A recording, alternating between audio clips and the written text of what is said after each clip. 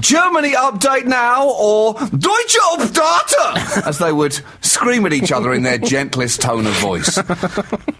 It was a tough week for Angela Merkel last week, not just politically, and it was very tough politically, but also because she had 5 glasses of beer poured over her by a waiter. The waiter was leaning over her and the glasses emptied over her back. And she was pretty calm under the circumstances, Andy, certainly showing the most restraint from a German leader to provocation in the history of that overly proud nation at times. Certainly that waiter definitely picked the right century to have an accident like that in.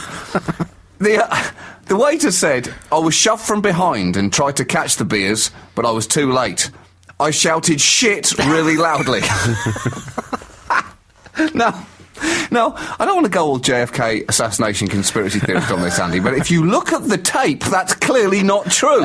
No one pushed him, and he did nothing to catch the beers. In fact, I can't believe he was acting alone in this, Andy. Some witnesses have testified that they heard some giggling behind a beery knoll. The whole thing stinks, Andy. It stinks of beer.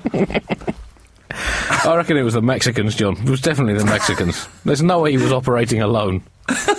A couple of days later, he was holding a press conference, and someone then just stormed up to him and threw some beers over him.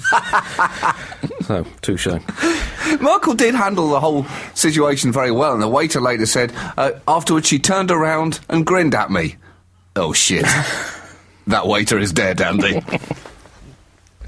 I mean, we've all subconsciously or otherwise wanted to pour 5 beers all over Angela Merkel, but, fair play to them for trying it. The Germans, of course, have long enjoyed beer, but maybe the time after this harrowing incident they should reassess quite how committed they are to it. I mean, there's plenty of other things historically that they've enjoyed that they've since grown up. Oh, look, never mind, it was ages ago.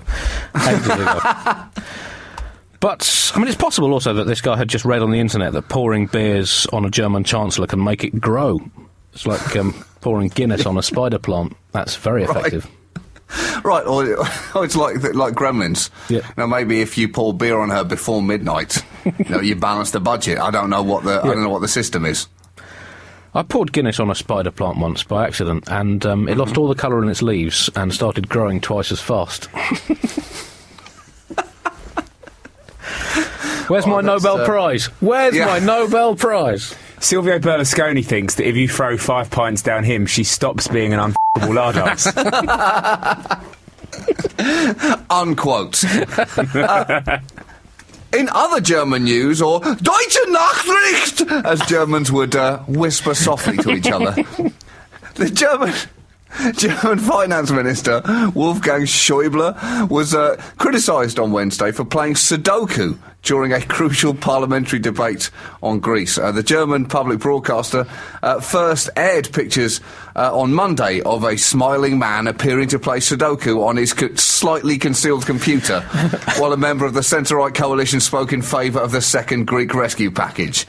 Now, let's put this in context, Andy. Last week, now, we were talking about a politician who watched pornography in Parliament, so let's not get carried away here. A numbers puzzle in comparison seems like a pretty nerdy rebellion.